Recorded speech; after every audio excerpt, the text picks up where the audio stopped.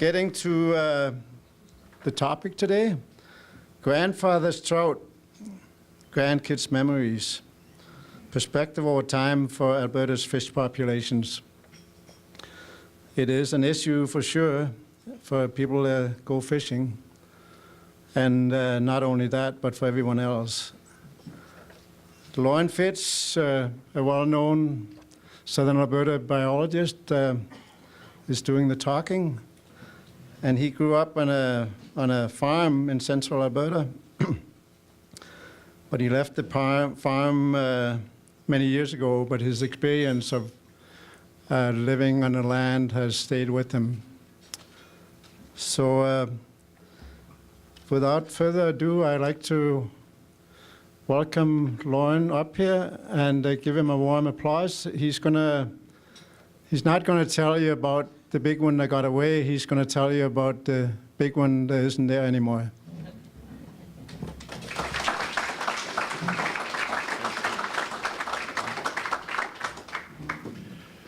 Thanks, Knut.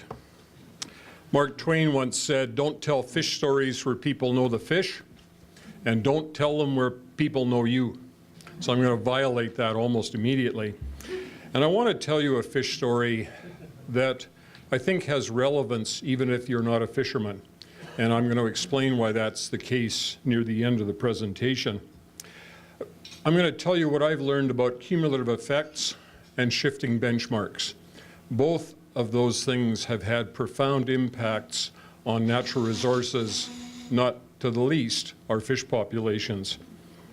To give you a little bit of a sense of shifting benchmarks, and I know this is a profoundly bad thing to do just before you're going to eat, but we all come into the world thinking that we've got a full pie's worth of resources at our disposal.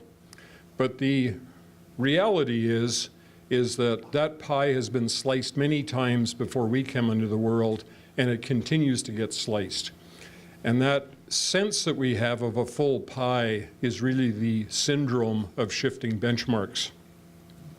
It's also about the changes that have happened in the world that perhaps we haven't paid attention to. And you know, something like this, for those of you who have had a toothache, you probably yearn for the days when there was cocaine tooth drops.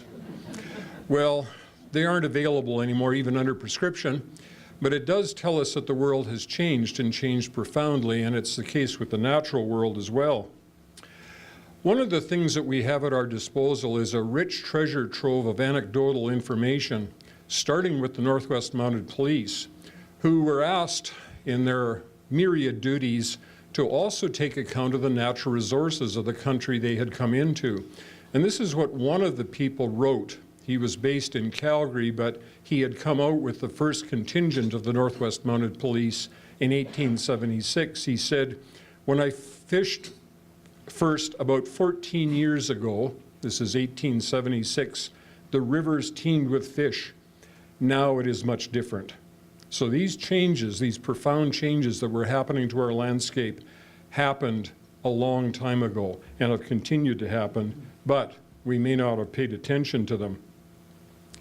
The fish that he was talking about are comprised of essentially these three species: bull trout on top, mountain whitefish in the middle, and west slope cutthroat trout on the bottom. Those were the primary species in all of our eastern slope streams. This gives you a sense of what fishing was like in the Bow River, 1884 in Calgary, and also a sense of what Calgary looked like in 1884. Probably the last time you could get parking in downtown Calgary.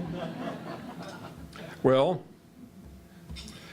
that's the situation in modern times.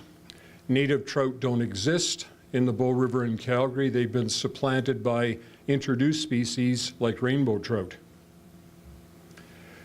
This is probably one of the first images that we have of fishing in southern Alberta from Callum Creek. Callum Creek flows into the Old Man River. It parallels Highway 22 near the whaleback, and those people are hawking out big bull trout. Bull trout don't exist in Callum Creek anymore. Here's a picture from Trout Creek. Trout Creek is a little stream that's a tributary to Willow Creek, flows off of the east flank of the Porcupine Hills, And in 1902, those guys have about 125 pounds of cutthroat trout based on one day's fishing. Here's an article from the Calgary Herald from a couple of anglers that went out in Fish Creek, now Fish Creek Provincial Park, no doubt, and came back with 400 fish. Not bad for a day's fishing.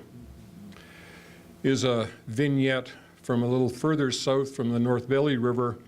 That's a picture frame. The frame is made by bull trout, and the interior portion are cutthroat trout. Gives some sense of not only the size but the numbers in our watersheds. Here's a picture of some bull trout caught probably in Lee Creek by Cardston anglers, and the young man in his father's lap is looking up wondering why his father is wearing a bull trout for a hat, I'm sure. This gives some sense of not only the numbers but the size of fish. This was a bull trout caught in 1920 where Mill Creek runs into the Castle River. It's estimated that that bull trout was 18 pounds.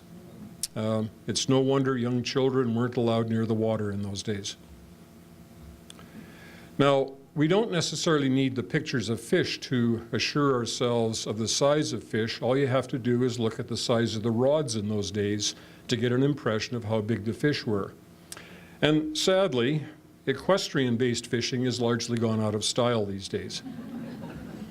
But it does tell you something about how easy it was to catch fish from the back of a horse. Now, in that era, things were changing.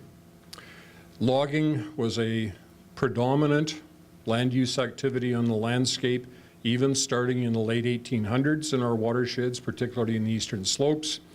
This is a log jam that happened on the Highwood River. Apparently it was over 3 miles long.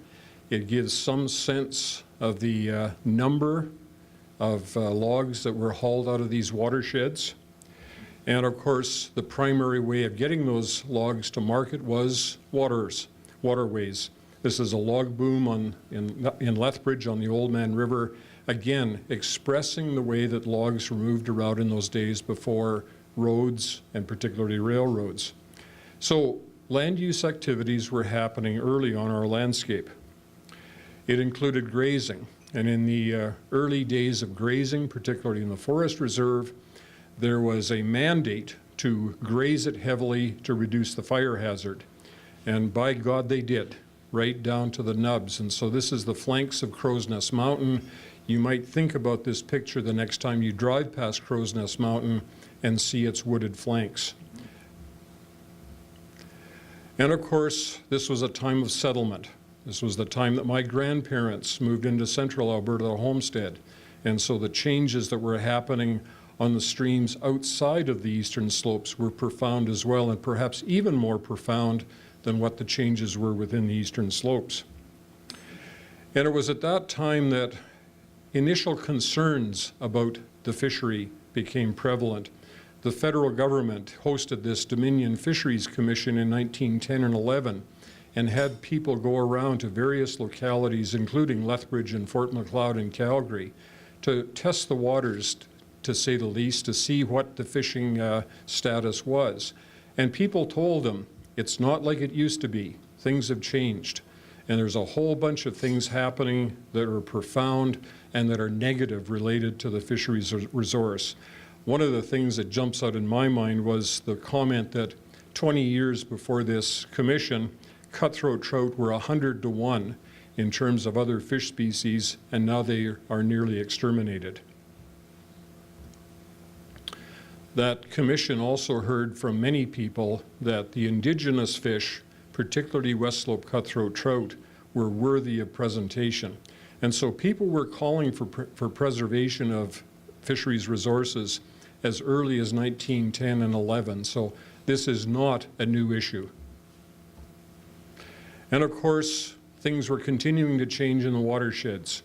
The power that runs this computer and our lights started to be generated by damming of rivers, particularly in the Bow River watershed. This one on the Kananaskis River in 1913 gives an impression of how early some of these changes were happening. Now, those changes had some profound effects. The cost of lighting up our room with the damming of rivers in the Kananaskis and Spray Valley was this was a catch of bull trout in the Kananaskis Valley before dams exterminated the bull trout population of that watershed. And here's a picture of cutthroat trout from the Spray Valley before it was dammed for hydroelectric purposes. So these provide benchmarks, bookends, to help us understand what this landscape was like and the cornucopia of resources that were produced from these landscapes. Of course, the discovery of oil and gas in the Turner Valley field started a succession of changes in Alberta, which we haven't seen the end of yet today. And if you think off-highway vehicle activity is a new thing, well, it's not. It's just that the intensity and frequency of the activity was much lower in earlier times. Now, fish populations declined. I think you're getting that message. And there was a cry from people that fish populations needed to be helped. And so initially, native populations were tapped. They were stocked back into the watersheds, but people didn't think they had the right sporting qualities. And so species like rainbow trout, brown trout, and brook trout were brought in because in the minds of many sportsmen, these were more pleasant species with better qualities.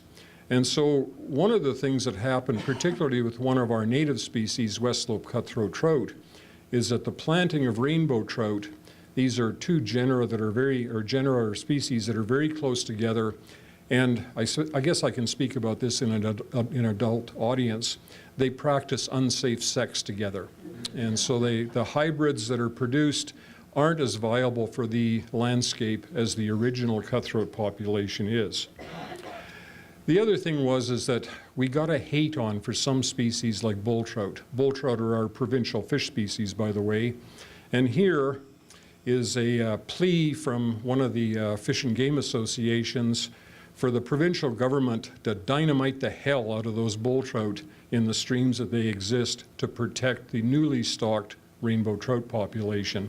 So we developed this antipathy towards native species, which is still harbored in certain circles. And then there were cumulative effects. The Crow's Nest watershed, I think, is one of the exemplary examples of the effects of cumulative impacts of land use activities, starting with the exploration for coal in the late 1800s, the mining, the residential development, the channelizing of the Crow's Nest River to accommodate that residential development, coal mining activities in many of the tributaries, coal processing in the river valley, roads and trails that had a propensity to wash out on a regular basis, and the impact on a very unique population of bull trout was this: they disappeared. So from the Pleistocene to 1965, bull trout thrived in the Crow's Nest watershed and other places, and after that, they are now gone. We don't honor them, unfortunately. We should have a tombstone out in the Crow's Nest Pass that it has these words on it. Now, one of the things that most of us would acknowledge is that we have poor memories. Some of us can't remember what we had for breakfast. Some of us can't remember what the landscape looked like 5 years ago, 10 years ago, or longer. So this is an archival shot taken by a survey crew in 1890 on the banks of Willow Creek, probably in the area of Staveley. Now, even if you don't appreciate anything else about landscape and landscape health, you notice that there's a rich, luxuriant growth of trees and shrubs in that valley. The valley is probably a pretty good trout habitat, and in fact, this archival shot from 1902 with these smiling fellows, fishermen dressed better in those days, by the way. They're holding 40 pounds of cutthroat trout caught from the confluence of Willow Creek and the Old Man River near Fort Macleod, from a landscape that looked very much like that scene did in 1890. Well, I had the opportunity to work on Willow Creek many years ago, and I found that same location. That's what it looks like today. So profound changes. There are no trout, native or otherwise, left in the lower portions of Willow Creek. The point is, history marches on. History wasn't made yesterday, it's still being made today. And so those changes that have happened on the landscape that we view as historic are still part of today's changes that happen on the landscape. The roads and trails that we've built to extract timber and coal and oil and gas still exist. They are coming near the end of their active lifespan. They wash out. Sediment bleeds into the water on a regular basis. And yet we have this need to think that we need more access into these watersheds. If I can impart to you a simple mantra about what native trout need, it's this. They need cold water, they need clean water, they need complex systems, and they need to be connected with one another so that if tragedies befall, they can repopulate themselves. That's the simple mantra. Well, this is what we're now doing to our watersheds. They're now warmer, dirtier, they're simpler, and they're fragmented. And that has a profound negative impact on fish populations, as well as a lot of other desirable virtues of our eastern slopes. It's not just the sediment that you can see in the water that's the issue. It's the sediment that becomes entrained into the substrate that fills in all the spaces that the aquatic invertebrates live, where the trout lay their eggs, where these eggs incubate and eventually hatch. In fact, watersheds that have been impacted by things like logging are now so impacted by sediment that a trout would need a pickaxe to break through the sediment that now glues the substrate materials together. This is a time step on Hidden Creek. Hidden Creek is in the headwaters of the Old Man River. It is the epicenter, or it was the epicenter for bull trout spawning activities for the upper Old Man watershed. In 2012, you can see it's clear. Actually, there are a couple of bull trout spawning right in this area, right there. After logging in 2013 and the flood of 2013, now bull trout populations have plummeted from 100 spawning redds or places that bull trout lay their eggs to a low of 15. So this is a tremendous, drastic drop in bull trout populations in one of the epicenters for their spawning. The point is that we have come to this point in time where we think we can do everything, everywhere, all the time, anytime. And that multiple use philosophy for our eastern slopes has not served us well, unless, of course, you're extracting dollars out of it. And so we can't proceed in the future thinking that we can do everything out there and still have clean water and still have native trout. One of the reasons is that the proliferation of our landscape footprint, our land use footprint, is such that every time it rains, every time the snow melts, this is what happens. So this stream turned from gin clear and during a summer thunder shower to that shade of brown in 10 minutes because of the linear disturbance, the amount of roads and trails in that watershed that bleed sediment into that watershed on a regular basis. So I'm going to take you on a little trip just to give you an aerial perspective. This is a Google image of Racehorse and Dutch Creek. They're tributaries to the Old Man River, and I'm going to home in on just one portion of the headwaters of Dutch Creek to give you a sense of what the land use footprint looks like. We have not spared much in that watershed, and as a consequence of that, native fish populations have plummeted in this watershed and in others. The point is, many of us don't see it. We don't get out there, and sometimes even if we do get out there, we don't recognize it. And I think that's one of the purposes of talking to you, so that you can begin to recognize some of these issues, because they are real issues, not just for fish, but for us.